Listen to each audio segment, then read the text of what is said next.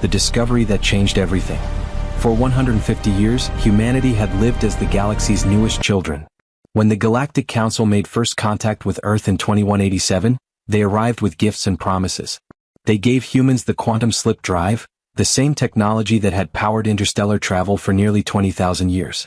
They welcomed Earth into the galactic community with open arms and gentle smiles. They told humans they were now part of something greater than themselves. What they did not say was that humanity would forever remain at the bottom. The Council had rules, ancient laws carved into the fabric of galactic society over millennia. New species received basic technology and nothing more. They could travel between stars at 8 light-years per day, the standard speed that every civilization used. They could trade for goods but only through approved channels. They could settle new worlds but only in designated zones far from the valuable core systems. This was how things had always been done. This was how things would always be done. Most humans accepted this arrangement. They were grateful to be part of the wider universe. They built colonies on distant worlds, established trade relationships, and slowly learned their place in the cosmic hierarchy. Earth's government signed treaty after treaty, agreeing to restrictions on technology development, military expansion, and territorial claims. Humanity was told these rules existed to maintain peace and stability. No one wanted another convergence war, the ancient conflict that had nearly destroyed the galaxy 3,000 years ago. But some humans did not accept this. Some humans asked questions that made the aliens uncomfortable. Some humans wondered why the laws of physics seemed to have been written by politicians rather than by nature itself. Dr. Marcus Webb was one of those humans. He stood now in the observation bay of Station Hermes, a research facility hidden deep in the Kuiper Belt, far beyond Neptune's orbit. At 68 years old, Marcus had spent more than half his life pursuing a single obsession. His hair had gone completely white, and his face bore the lines of countless sleepless nights. But his eyes still burned with the intensity of a man who knew he was right, even when the entire galaxy told him he was wrong. "Run the calculations again," Marcus said to his team. His voice was quiet, but everyone in the control room could hear the tension in it. Dr. Yuki Tanaka, his lead physicist, looked up from her console. She was 42, brilliant, and had given up a prestigious position at the Mars Institute to join this secret project. "Marcus, we have run them 37 times. The results do not change." "Then run them a 38th time." Marcus turned away from the window where Earth was nothing more than a pale blue dot in the distance. "I need to be absolutely certain before we proceed." The control room fell silent except for the soft humming of computers. 12 scientists worked at their stations, each one a genius in their field, each one a criminal by galactic law. What they were doing violated the technology restriction accords, treaties that Earth had signed decades ago. If the Council discovered this research, the penalties would be severe. At minimum, Earth would face complete economic isolation. At worst, the Council might decide humanity was too dangerous to be allowed to continue. Marcus did not care about the penalties. He cared about the truth. 12 years ago, he had been teaching quantum mechanics at Oxford when a simple question from a student changed his life. The student had asked why the quantum slip drive operated at exactly 8 light-years per day, no faster and no slower. Marcus had given the standard answer, that this was the maximum speed allowed by the quantum tunneling effect that made faster-than-light travel possible. But later that night, alone in his office, Marcus had started working through the mathematics himself. What he discovered shocked him. There was nothing in the fundamental laws of physics that required this speed limit. The 8 light-year restriction was not a law of nature. It was a design choice built into the technology itself. Someone, thousands of years ago, had deliberately created a drive system that could only reach this speed. Every species in the galaxy used the same basic design, handed down from generation to generation, never questioned, never improved.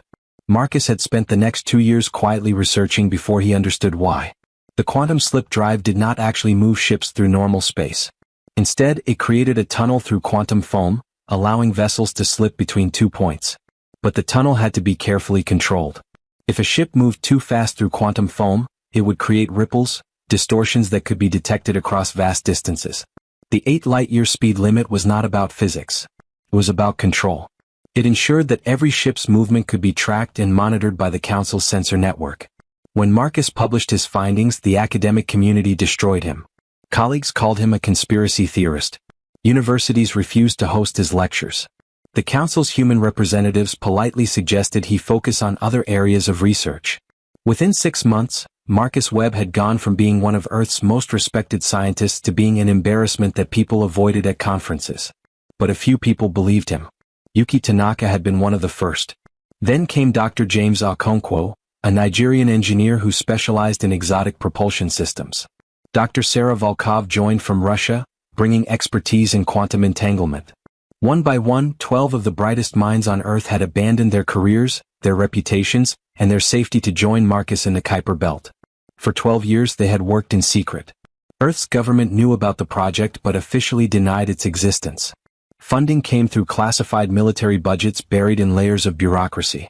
Station Hermes itself was registered as a deep space monitoring outpost, its true purpose hidden behind false data and misdirection. The team had built everything from scratch, questioning every assumption, challenging every accepted truth about faster-than-light travel.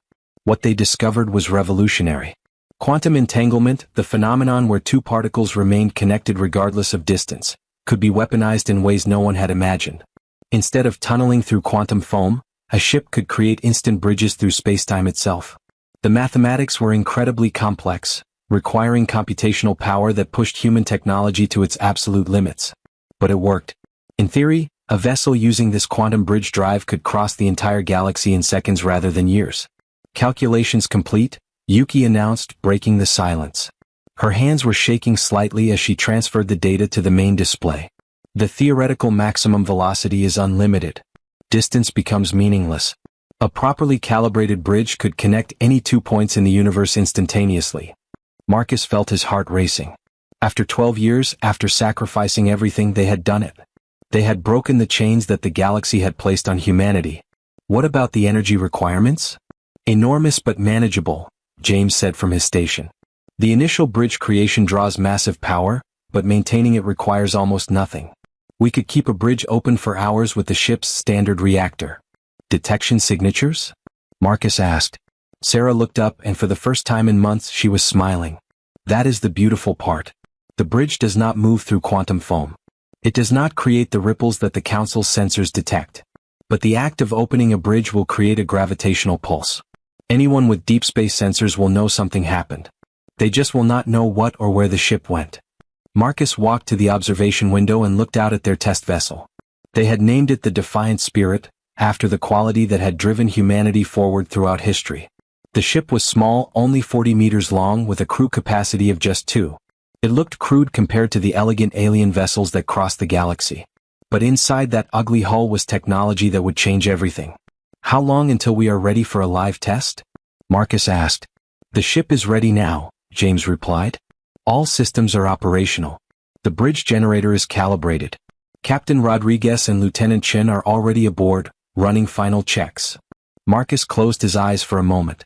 This was the decision that would define the rest of human history. If the test failed, they would have wasted 12 years and billions of credits. If it succeeded, they would shatter the galactic order that had existed for 20 millennia. There would be consequences either way. The Council would not forgive this transgression. But if they did nothing, if they accepted the limitations placed on them, humanity would remain forever beneath the other species.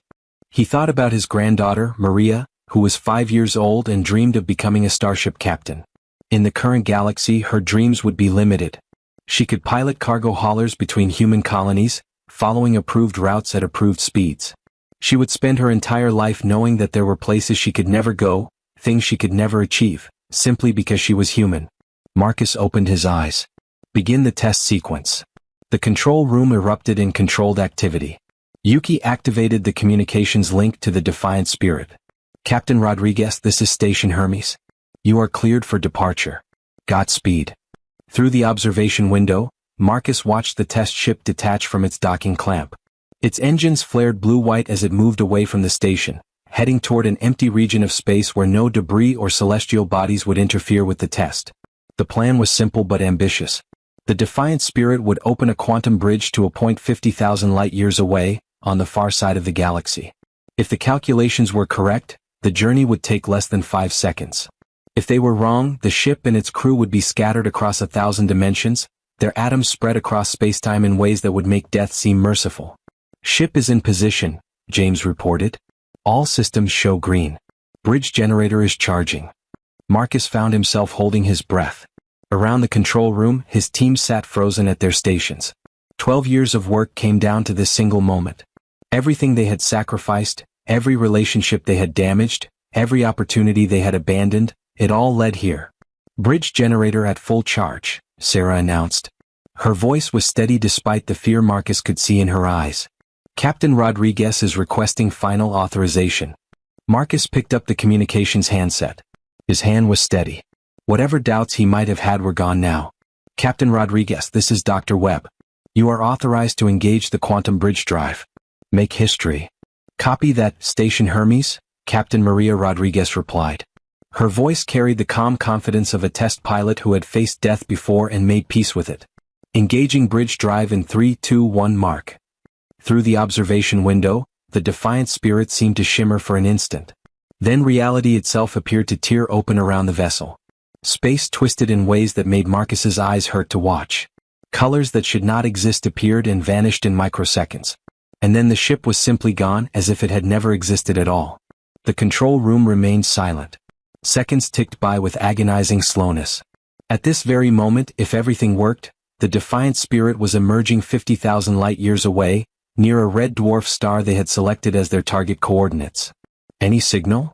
Marcus asked, though he knew it was too soon for conventional communications to reach them. Nothing yet, Yuki replied. Radio waves will take 50,000 years to arrive. We will not know if they survived until they return.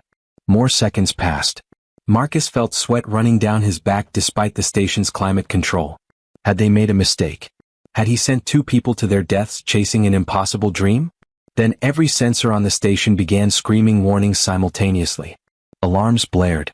Red lights flashed across multiple consoles. James jumped up from his station, staring at his displays in disbelief. Gravitational anomaly detected. Massive spatial distortion forming at the original departure coordinates. It is them, Sarah whispered. They are coming back. Space tore open again at the exact spot where the defiant spirit had vanished. The ship materialized as suddenly as it had disappeared, its hull intact, its engines still running normally. For a moment, no one in the control room could speak or move. They simply stared at the vessel that had just traveled farther in seconds than most ships traveled in years. The communications channel crackled to life. Station Hermes, this is Captain Rodriguez. Test successful. We traveled to target coordinates and returned. Total elapsed time, 6.2 seconds. There was a pause, and then Rodriguez added in a voice thick with emotion, "My God, Marcus. We could see the whole galaxy from there. It was beautiful." The control room erupted in cheers. Scientists hugged each other, crying and laughing simultaneously. Yuki was sobbing openly, her careful composure finally breaking. James had his head in his hands, shoulders shaking. Sarah was staring at the data streaming in from the defiant spirit, reading the confirmation of what they had just witnessed. Marcus Webb stood alone at the observation window, watching the test ship slowly return to its docking position. He should have felt triumph. He should have felt vindication after 12 years of mockery and isolation. Instead, he felt a deep sense of foreboding. Because while they had been celebrating, every sensor station in the galaxy had detected the gravitational pulse created by the bridge opening. Right now, at this very moment, alien governments were receiving alerts about an impossible energy signature originating from Earth's solar system. Questions were being asked. Investigations were being launched. And soon, very soon, the Galactic Council would demand answers. Humanity had just announced to the universe that they had broken the rules. Now they would have to face the consequences. Marcus activated the secure channel to Earth Command. This is Station Hermes. Project success confirmed. Recommend immediate implementation of diplomatic protocols. They will be coming for us soon. The response came within minutes from Admiral Patricia Hayes, Commander of Earth's Defense Forces. Understood, Dr. Webb. Congratulations on your achievement. Now prepare yourself. Everything changes today. The galaxy will never see us the same way again. Marcus looked out at the stars, at the vast emptiness that humanity had just learned to conquer. Admiral Hayes was right. Everything had changed. The question now was whether humanity was ready for what came next. Because the Galactic Council had ruled the stars for 20,000 years. They would not surrender that power easily. And they certainly would not forgive the species that had just proven all their ancient laws were nothing more than convenient lies. The fire had been stolen from the gods. Now humanity would learn whether they could survive the gods' wrath. When humanity refused to kneel, The Grand Convergence Station hung in the darkness between galaxies, a monument to power that had endured for 20,000 years. It was massive beyond human comprehension, a structure larger than Earth's moon, built from materials that seemed to absorb light rather than reflect it. 73 species called this place the center of civilization. It was where laws were written, where wars were prevented or approved, where the fate of entire worlds was decided by voices that had spoken with authority since before humans had discovered fire. Ambassador Rachel Osei stood at the viewport of her shuttle, watching the station grow larger as they approached. She was 51 years old, a career diplomat who had spent 20 years navigating the complex politics of galactic society. She had negotiated trade agreements, resolved territorial disputes, and represented humanity in countless minor councils. She had learned to read the body language of species that barely resembled anything from Earth. She had mastered the art of saying nothing while appearing to say everything. But nothing in her career had prepared her for this moment. In the 48 hours since Dr. Webb's test, the galaxy had erupted in chaos. Emergency sessions had been called. Ancient treaties had been referenced. Species that had not spoken to each other in centuries were suddenly sharing intelligence data. And at the center of it all was one simple, terrifying fact that humanity had done something impossible. Rachel's reflection stared back at her from the viewport glass. She was a tall woman with dark skin and gray-streaked hair pulled back in a practical bun. She wore the formal diplomatic uniform of Earth's united government, dark blue with silver trim, designed to project authority without aggression. On her collar was a small pin showing Earth from space, a reminder of what she represented. 8 billion people were depending on her to navigate the next few hours correctly. Behind her, Major David Park cleared his throat. He was her military attaché, a special forces officer who had been assigned to her protection detail 3 years ago. Ambassador, we are receiving the docking sequence. They are putting us in Bay 73. Rachel turned from the window. That is far from the main chambers. They are making a point. Making us walk through the entire station, Park agreed. His hand rested casually near his sidearm, though they both knew weapons would be useless here. If the Council wanted them dead, no amount of human military training would save them. Do you want me to request a closer bay? No. Let them have their small victory. We are about to take everything else. Rachel moved to her seat and activated the secure communication channel to Earth. This is Ambassador Osei. Approaching final docking. Status update, please. Admiral Hayes' face appeared on the screen. The Admiral looked like she had not slept in 2 days, which was probably accurate. Ambassador, the situation is developing faster than anticipated. We have detected 6 major fleet movements in the past 12 hours. The Zenthari Empire has positioned 3 battle groups near our outer colonies. The Chuleth Collective has issued a formal protest demanding you be detained for questioning. The Throne Worlds have privately reached out offering to mediate, but we believe they are simply trying to position themselves as brokers. What about the Council itself? Rachel asked. Divided. Our intelligence suggests at least 18 species are calling for immediate sanctions. Another 20 want military intervention. But there is a third group, smaller but influential, that seems more interested in negotiation. They understand what Dr. Webb's discovery means. They know the old order is finished. Rachel nodded slowly. That aligned with what she had expected. Fear would be the dominant emotion, but fear manifested differently across species. Some would react with aggression, trying to eliminate the threat before it grew. Others would try to control or contain it. And a few, the intelligent ones, would recognize that adaptation was the only path to survival. What are my instructions? Admiral Hayes leaned forward, her expression grave. Ambassador, the President has authorized full disclosure. We are not hiding what we have done. We are not apologizing for it. You are to make clear that humanity has developed technology that renders the current galactic power structure obsolete. You are to offer cooperation but not submission. And you are to make absolutely certain they understand that any aggressive action against Earth or our colonies will be met with consequences they cannot predict or prevent. You are asking me to threaten the entire Galactic Council, Rachel said quietly. I am asking you to tell them the truth. They need to understand that the rules have changed. Humanity is no longer a minor species asking for permission to exist. We are a major power and we will be treated as such. The Admiral paused and something that might have been sympathy crossed her face. I know what I am asking you to do, Rachel. I know the risk. But there is no other path forward. We cannot put this technology back in the box. We cannot pretend it does not exist. The galaxy needs to accept the new reality, or we are all going to war. Rachel thought about her daughter, who was studying medicine at the colony on Proxima Centauri. She thought about her grandson, born just 3 months ago, who would grow up in whatever galaxy emerged from the next few hours. She thought about all the humans living on distant worlds, vulnerable to retaliation if this went wrong. Understood, Admiral. I will do what needs to be done. Good luck, Ambassador. Earth stands with you. The communication ended, and Rachel was left alone with her thoughts as the shuttle completed its docking procedure. Through the viewport, she could see other vessels arriving, sleek alien ships that made Earth's shuttle look crude and primitive. Representatives from across the galaxy were gathering for what might be the most important session in Council history. Major Park returned to the cabin, his expression carefully neutral. We have docked. There is an escort waiting for us. 10 Council guards, fully armed. Of course there is. They want to make sure we feel the weight of their authority. Rachel stood and straightened her uniform. How do I look, Major?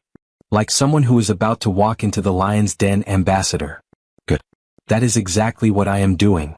She moved toward the hatch, then paused and looked back at Park. If this goes badly, if they try to detain us or worse, do not try to fight them. Get back to the shuttle and get this information to Earth. The fleet needs to know what happened. Park's jaw tightened. Ambassador, my orders are to protect you. Your orders are to serve Earth. If I fall, someone else needs to carry this forward. That is more important than my life. Understood. After a long moment, Park nodded. Understood, Ambassador. But for what it is worth, I do not think you are going to fall. Rachel smiled despite her fear. Let us hope you are right. The hatch opened, revealing the interior of the Grand Convergence. The corridor beyond was enormous, designed to accommodate species ranging from the tiny pigs, barely larger than house cats, to the massive Urkai, who stood 4 meters tall and massed as much as elephants. The walls were made of that same light-absorbing material, creating a sense of moving through infinite darkness. Bioluminescent strips provided dim lighting, casting strange shadows that seemed to move independently. The Council guards waited in formation. They were Zenthari, members of the species that served as the Council's military arm. Each stood over 2 meters tall, covered in thick scales that could stop most conventional weapons.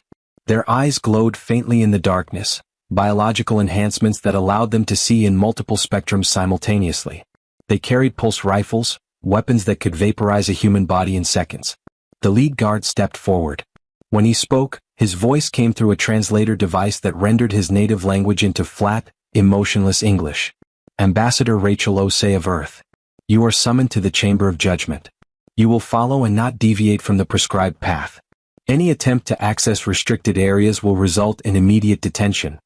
I understand, Rachel replied calmly. Lead the way. They moved through the station in silence.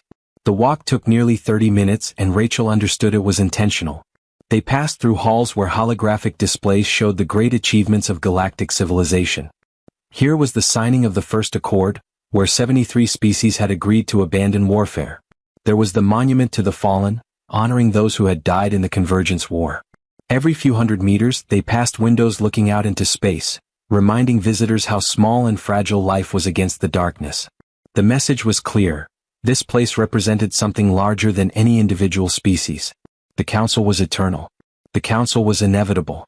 The Council was the only thing standing between civilization and chaos. Any species that challenged this order was not just foolish but dangerous. Rachel had walked these halls many times before and had always felt appropriately humbled by them. Today she felt nothing but cold determination. Because all of this grandeur, all of this history, rested on a foundation of lies. The Council maintained power by controlling technology, by ensuring that no species could develop the means to truly challenge the established order. Dr. Webb had just proven that their control was an illusion. They finally reached the Chamber of Judgment, and even Rachel, who had seen it before, felt a moment of awe. The chamber was a perfect sphere, 500 meters in diameter, its walls made of transparent crystal that looked out into the space between galaxies. Platforms floated at different heights and positions throughout the sphere, each one holding representatives from a different species. At the center hung a massive holographic display that could show data, images, or the speaker currently addressing the Council. Rachel's platform rose from the floor, lifting her toward the center of the chamber. As she ascended, she could see the representatives turning to watch her. Some looked curious. Many looked hostile. A few seemed terrified. She recognized individuals she had worked with over the years, aliens who had been cordial or even friendly. Today, they all regarded her with suspicion. At the highest point in the chamber sat the first voice, the rotating position that currently belonged to Archon Thalen of the Chuleth Collective. The Chuleth were an ancient species, among the oldest in the galaxy, and they took great pride in their role as scholars and historians. Archon Thalen was nearly 300 years old, his crystalline body glowing with soft internal light.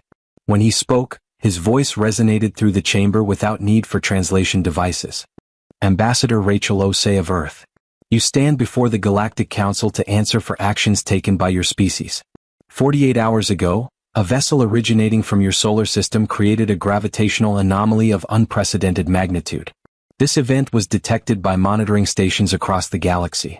Analysis suggests the use of technology far beyond what your species should possess, technology that violates multiple treaties that Earth has signed. What is your explanation? Rachel took a deep breath.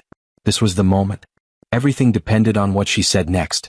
Archon Thalen, honored representatives, I come before you today not to offer excuses or apologies.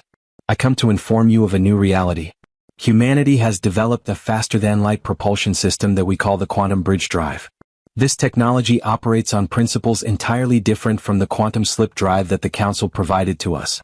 Its capabilities far exceed conventional drives. The test you detected was successful. We can now traverse the galaxy in seconds rather than years. The chamber erupted. Dozens of species began shouting simultaneously, their words overlapping into an incomprehensible roar. Some representatives were standing, gesturing angrily. Others were activating emergency communication channels to their home governments.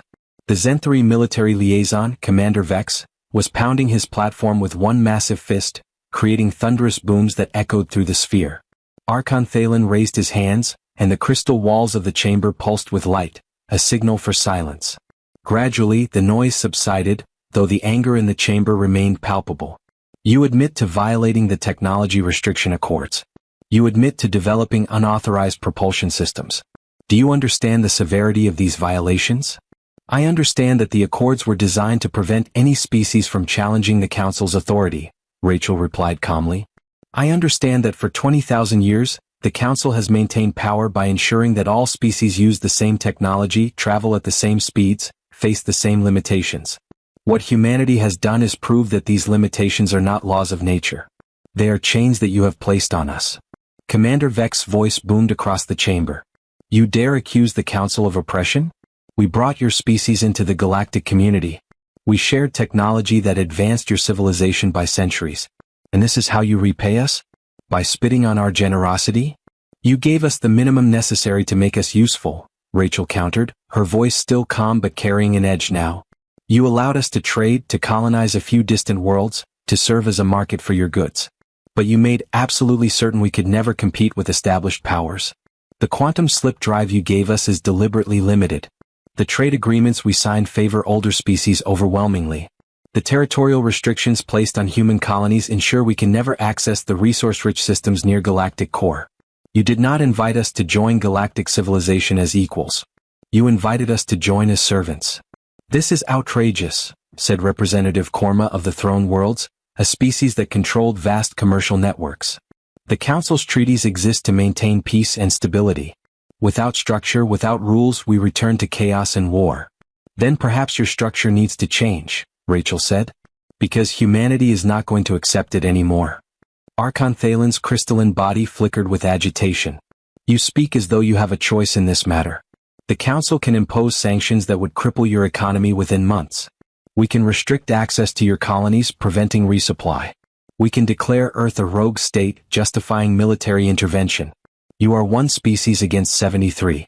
You cannot win this confrontation. Rachel had been waiting for this moment. She touched a control on her wrist, and the central holographic display shifted, showing a star map of the galaxy. You are correct that we are one species against 73. But you need to understand what that one species can now do. She activated a sequence, and the holographic display lit up with dozens of red points across the galaxy.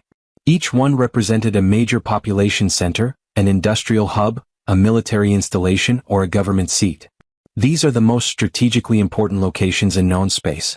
Under normal circumstances, it would take your fleets weeks or months to defend them if attacked. You maintain security through deterrence, ensuring that any aggressor would be detected long before they reached their targets. Rachel pressed another control, and green lines appeared on the map, connecting Earth to every red point simultaneously. The quantum bridge drive changes everything. A human vessel can now reach any of these locations in seconds. We can appear without warning, strike without being detected in transit, and disappear before defensive forces can respond. Your security systems are designed to track ships moving through quantum foam. Our drives do not use quantum foam. We are invisible to your sensors until the moment we arrive. The chamber had gone deathly silent. Every representative was staring at the map, understanding flooding through them like ice water. Commander Vex's scales had gone pale. Representative Korma was gripping her platform so tightly that her knuckles had turned white. Even Archon Thalen seemed shaken, his internal light flickering erratically. "You are threatening us," Thalen said quietly. "You are threatening the entire council with destruction." "I am explaining our capabilities," Rachel corrected. "Whether those capabilities become threats depends entirely on how this conversation proceeds. Humanity does not want war, Archon. We do not want to destroy the galactic order. But we also will not accept being treated as inferior simply because we are young. We have proven that we can innovate beyond the limitations you imposed. We have shown that human ingenuity can solve problems that older species declared impossible. That deserves respect, not punishment." "What exactly are you demanding?" asked Representative Sill of the Cooperative Union, a smaller alliance of species that often found themselves caught between the major powers. Rachel had prepared for this question. She had spent the last 48 hours working with Earth's government to develop a list of non-negotiable terms. First, the technology restriction accords must be abolished. They are tools of oppression that have no place in a free galactic society. Every species should have the right to pursue technological advancement without artificial limitations. "That will destabilize everything," Korma protested. "If every species begins developing advanced weapons systems, we will have war within years." "Then create new treaties that actually address weapons development," Rachel replied. "But do not disguise control as safety. Second, all existing trade agreements between Earth and Council species must be renegotiated on equal terms. We will no longer accept deals that were signed when we had no leverage." "Those agreements are legally binding," Thalen objected. "They were signed under duress by a species that had no choice but to accept whatever terms were offered. They are invalid." Third, human colonies must receive full sovereignty over their systems, including access to all resources within those systems. No more arbitrary restrictions on mining or development. Commander Vex was shaking his head, his scales rattling with agitation. "You are demanding that we dismantle the entire structure of galactic governance.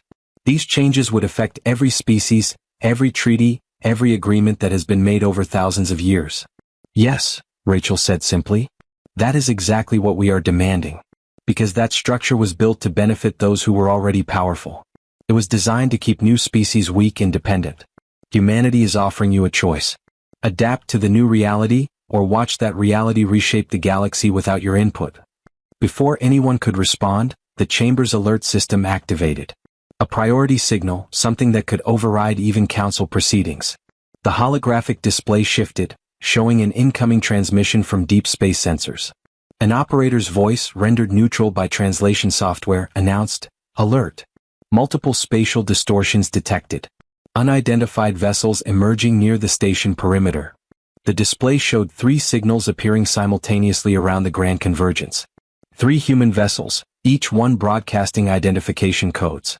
Rachel recognized the names: Freedom's Dawn, Prometheus Rising, and Defiant Spirit. They had jumped from 3 different locations: Earth, a research station near Andromeda, and a position on the far side of the galaxy, and arrived at the same moment with perfect coordination. The message was clear. Humanity was not bluffing. They had the technology. They had the capability. And they had the will to use it if necessary. "Those ships are violating Council space," Commander Vex growled. "This is an act of war." "Those ships are demonstrating our technology," Rachel countered. "They are unarmed. Their presence is purely symbolic. But I want every representative in this chamber to understand something. Right now, at this very moment, there are 57 ships under construction in Earth's orbital yards. In 6 months we will have 200. In a year we will have 1,000. Each one capable of reaching any point in the galaxy in seconds. Each one operated by humans who remember how you treated us when we were weak." She looked around the chamber, meeting the eyes of representatives from dozens of species. "We are offering you partnership. We are willing to share this technology, but only with those who treat us as equals. The age of the Council as supreme authority is over. The galaxy is changing. You can change with it or you can be left behind. The choice is yours.